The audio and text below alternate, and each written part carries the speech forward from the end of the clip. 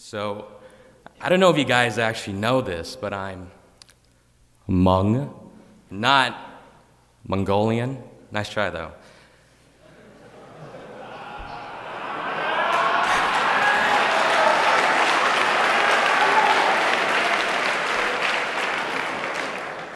But it's all right if you don't know who we are. I mean, there's not a lot of us left anyways. It's just me and my younger brother, Christian Vang, so, it really works out. My last name is Wong. His last name is Vang. I think y'all can put two and two together, so. You know, it really is funny because it took so much to get our people here. They came from a small country called Laos. No one really cared about the small country, right next to Vietnam and Thailand.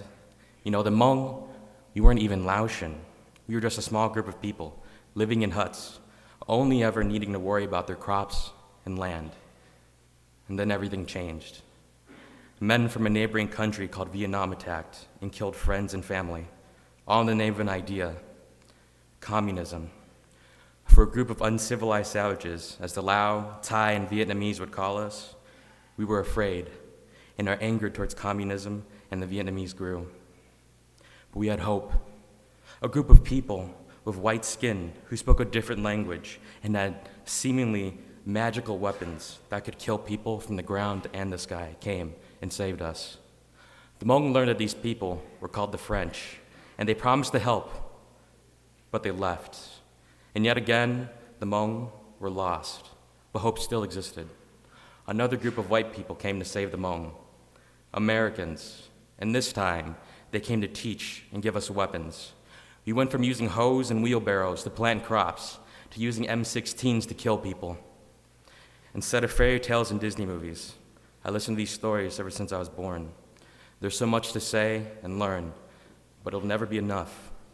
My father, Ling, was a child soldier and CIA agent, forward air controller, codename Sancho. My mother was a refugee who for a whole childhood ran away with broken families. Both of my parents witnessed the horrors of war. My father distinctly remembers not being able to hold his gun because it was just too heavy for him. He remembers how the communists came and took over his village, while the able-bodied men were away to join the fight with the Americans.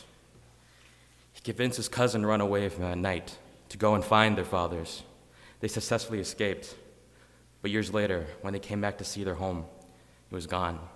No one left. Years after that, my father would try to come back to Laos from America, trying to see old family that stayed behind.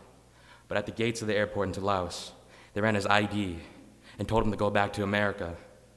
Because of his ties to the secret war and the CIA, he would never be able to go back home for the rest of his life. My mother, Gloria, for most of her childhood, never had a home. From what she remembers, her whole family ran, and they never stopped running from the Vietnamese, from Laos to Thailand, along jungles and rivers, with men, women, and children dying along the way. She will never forget how her uncle stepped on a landmine. It was blown up in front of her.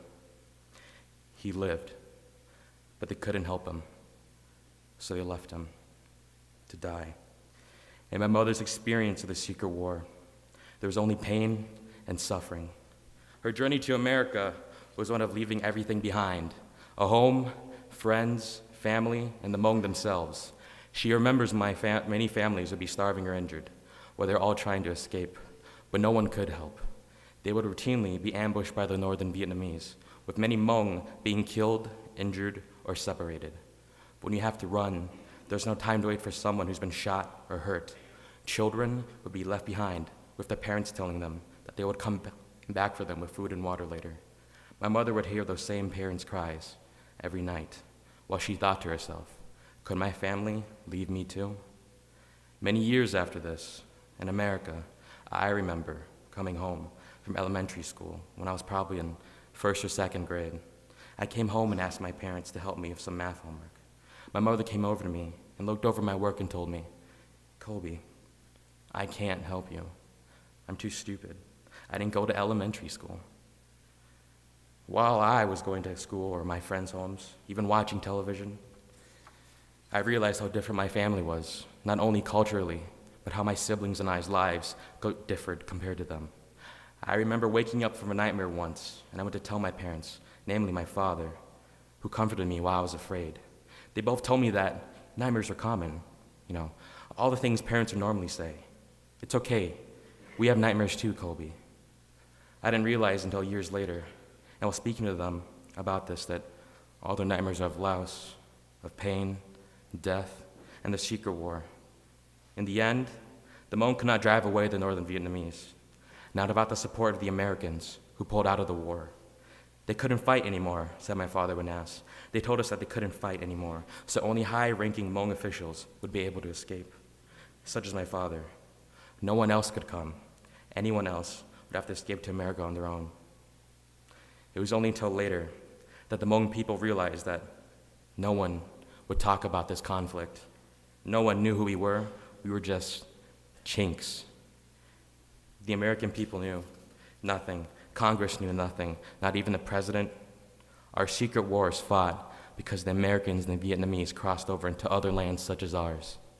But if it wasn't for the war and all the pain and suffering, I wouldn't be here right now speaking to you. The world isn't black or white, it's gray. The greatest sin of the war wasn't that it was fought or that people had to suffer. It was the fact that no one knew about it. But we're still here. As families living within the community, we still exist, even if others don't know we do.